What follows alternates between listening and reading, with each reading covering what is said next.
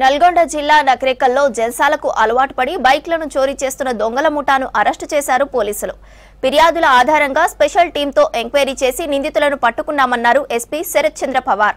వారి దగ్గర నుంచి 24 బైక్లను రికవరీ చేయడంతో పాటు నకరేకల్కు చెందిన 3 వ్యక్తులను అదుపులోకి తీసుకున్నామన్నారు. గుర్తు తెలియని వ్యక్తుల దగ్గర ఎలాంటి పేపర్లు లేకుండా వాహనాలను కొనకూడదని, ఎవరైనా కొంటే వారిపై కూడా చర్యలు తీసుకుంటామని హెచ్చరించారు ఎస్పీ శరత్ చంద్ర పవార్.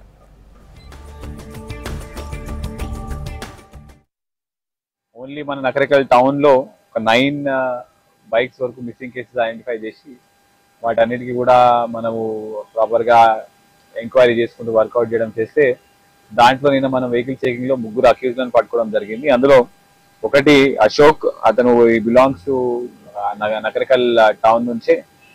A2 పరశురాములు నార్కెట్పల్లి నుంచి. A3 సాయిరామ్, ఇతను కూడా నార్కెట్పల్లి నుంచి. అయితే ఈ అశోక్ గత 1 year నుంచి రెగ్యులర్ ఇంటర్వెల్స్ లో బైక్స్ అనేవి దొంగతనం చేస్తున్నాడు. అతని మీద మొత్తం ఇప్పుడు మనము ఇవాళ మొత్తం 24 బైక్స్ మొత్తం రికవర్ చేయడం జరిగింది. దీనికి సంబంధించి ఆల్రెడీ ఒక 22 కేసెస్ రిజిస్టర్ అయినాయి. మిగతా 2 కూడా ఇవాళ FIR చేస్తారు.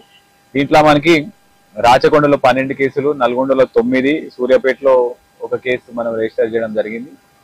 బేసిక్ గా బైక్స్, పాత బైక్స్ ఒక 2 years 3 years పాత ఉన్న బైక్స్, కొత్తవి హ్యాండిల్ లాక్ లేని టెక్నాలజీలలో ఒక స్పేర్ కి పెట్టి తిప్పడము, కొత్తగా కొన్ని టెక్నిక్స్ వల్ల ఆ హ్యాండిల్ లాక్ బ్రేక్ చేసి ఆ స్పేర్ కీతో వెహికల్ ని ఆన్ చేసి తీసుకొని వెళ్ళిపోవడం జరుగుతుంది. ఇతను వెహికల్ దొంగతనం చేసిన వెంటనే వీళ్ళ 2 ఫ్రెండ్స్ పరశురాములు, సాయిరామ్ వీళ్ళిద్దరు నార్కెట్పల్లి నుంచి వీళ్ళకి ఇవ్వడం జరుగుతుంది. వీళ్ళు మార్కెట్ లో జనాలని బైక్ తక్కువకి ఇస్తామని చెప్పేసి వాళ్ళ దగ్గర అమ్మి డాక్యుమెంట్స్ అనేవి మనం తర్వాత ఇస్తామని చెప్పి వాళ్ళని కూడా మోసం చేసి వాళ్ళకి బైక్ అమ్మడం జరుగుతుంది.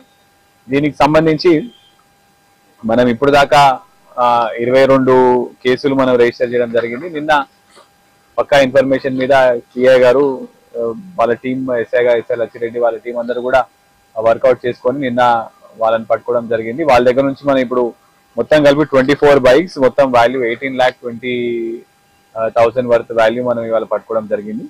అది సర్ప్రైజింగ్ గా వీళ్ళ మీద పాత కేసులు కూడా ఏమీ లేవు.